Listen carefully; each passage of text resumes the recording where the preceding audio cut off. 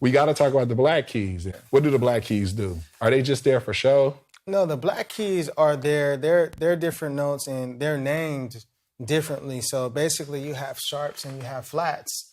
So anytime you have a white key, the tone that's a half step up to the right. Wait, you can't be saying stuff. They don't know what a half step is. Oh, okay, you got me. So we're working with things called half steps and whole steps. So a half step, you can think of it as just going from one note to the next without skipping a note. So you can't skip anything. Black, white, everything. You can't skip. Right. So an example of that would be going from E to F, right? Mm-hmm. There's no note in between. You're going right to the next note. Mm-hmm. So that's a half step. Now, let's say we go from E to this black key right here that you don't even know what it is yet. This is a whole step, and this is a whole step because we're skipping a note. So a half step is you're not skipping any notes. A whole step is you're skipping a note, and that's a whole step. So it's like you're stepping over something. Yeah, taking a whole step. Right. So let's give like many different examples, even with the different shapes, because, we talked about this is a L, this is a backwards L, this is a upside down T. Right. Because some people can be tricked. Like they get that that's a half step, but do they also get that black note to that key is also a half step? Well, why? Because we're not skipping any notes. Well, it's a way that I see this. I mean, anytime you go from one black key to the next black key over, that's always going to be a whole step away. Always, because you got a note in between. That's a whole step. This is a whole step. This is a whole step. Mm-hmm. Now, anytime you're like by the three black keys right here, and you go from one white key to the next, that's also a whole step. Because the black keys in between. Yeah, there's always a key in between. Now, anytime you see this part of the piano where the E and the F is, that's a half step. There's no notes in between. So when you're going from an L to an L. Right. Like L that way to L that way. Exactly. So you can kind of visually see if there's a black key right there and you're looking at a white key and you see a black key in between, that's always going to be a whole step. But if you go from a white key to a black key. Right next door, though. It has to be right next door. That's a half step. So if you have all these black keys right here, and if you go from any white key and you go backwards to a black key or forwards to a black key, that's always going to be a half step. It's like a 5-question pop quiz for them real quick. Anything, half step or whole step? What is JP playing? Did y'all catch that? One more time. Whole step or half step? You should have said... Whole step. Whole step. Why? Because we got a black key in between here, and we're skipping this black key. Right. We're going past the neighbor and going to the other neighbor's house. Gotcha. So we skipped one house and then went to the next house over. So basically, the black key is a half step. This is a whole step. Now, let's do another test. What about this?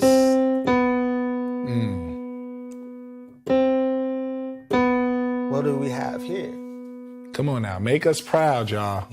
Make us proud. Half step or whole step? Half step. Half step. Because there was absolutely nothing skipped. Right. Can you think, let's throw a curveball at them. I don't know what you might think is a curveball to a beginner. To a beginner? How about this? Yeah, that's a curveball. What do y'all say? Be careful with this one. What is it? It's from a white key to a black key. JP said something about white keys to black keys, black keys to white keys. So be careful. You should have said a whole step. Even though it's a white key to a black key, it is not the black key right next door. And there are some rare situations like these two notes that are together, these two notes, that if you go from a white to a black key, it's still a whole step because you got a note in between. You got to remember, if there's a note in between, you're talking about a whole step. We don't care what kind of note. It's a whole step. Half steps have no notes in between. So don't get tricked by that. So now when we talk about naming the black keys, basically, like JP said, they're either half step, meaning skipping no notes, below a white note, or they're half steps above a white note. So in essence, you can have two names for a black key because you can look at it as it's half step lower or half step higher. We'll tell you what we mean by that. So like that black note, how could it have two names? Well, it can have two names because it depends on the direction that you're coming from. So you can make a left turn on one street, depending on the direction that you're coming from, or you can make a right. So let's say this is the street right here, right? And this is the left side and this is the right side. So if you're coming from this direction, you're making a left, but you're still going down that same street. Now, let's say you're coming from this direction, which is the right side. You're still coming down this street. So that's why you can have two different directions. You can either go up to it or you can go down to it, but you're still going to that street. So that's why we have something called sharps and flats, because if you go down that street, but you're coming from this C right here and you're going to the right or up, but you're still going down this street right here, that's considered to be a sharp. So anytime you make a right or go up, that's considered a sharp. So in essence, I would call this note C sharp, because it's a type of C note that has been raised. Sharp means to raise. Exactly. But when you've heard people say, because people have always heard, you hear somebody take me to A flat. James Brown being like, put me in the D.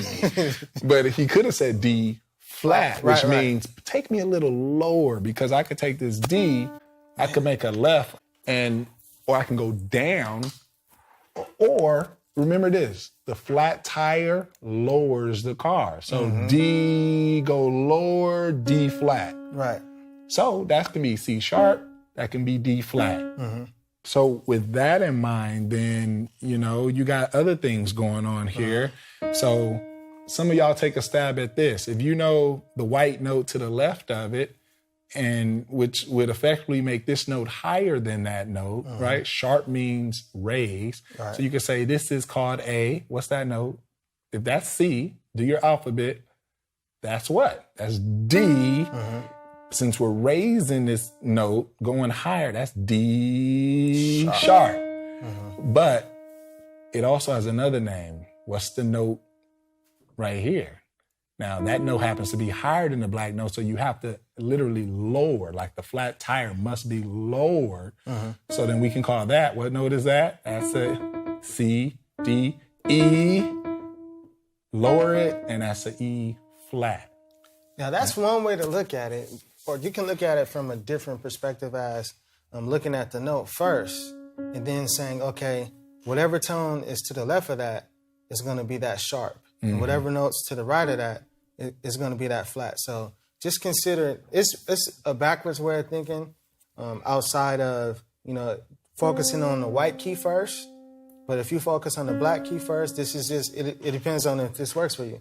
You can say, okay, the note that's to the left of this black key will be considered C sharp, and then the note to the right will be D flat, because D is to the right. So you can say to the left, that would mean this is the sharp note. To the right, that's the flat note. So that's another way to look at it too. Yep. So that would make this one D sharp or E flat. Right.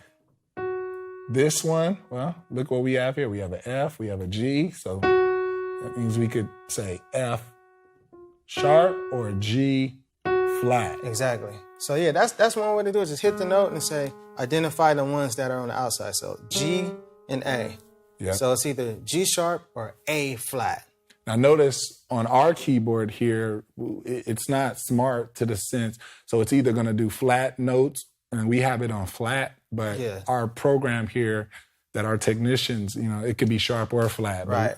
But, on our screen, it says flats. Yeah, it says flats. So we can't say sharp and then it's going to change. Yeah, it's not going to change with our... No, we have it set to flat, so that's why you might be hearing us say sharp, but it's saying flat up there. So ignore the notes while we go through this demonstration. Actually, we didn't even tell them. So we hold that down, look on the screen, the flat is like a little B. It's not considered a B. It's like a kind of a weird looking B. Yeah. It's like a B though. So notice right there, it says A, and then it's this little B. That's A flat. Right. I wish I could show them sharps, but we can't right now.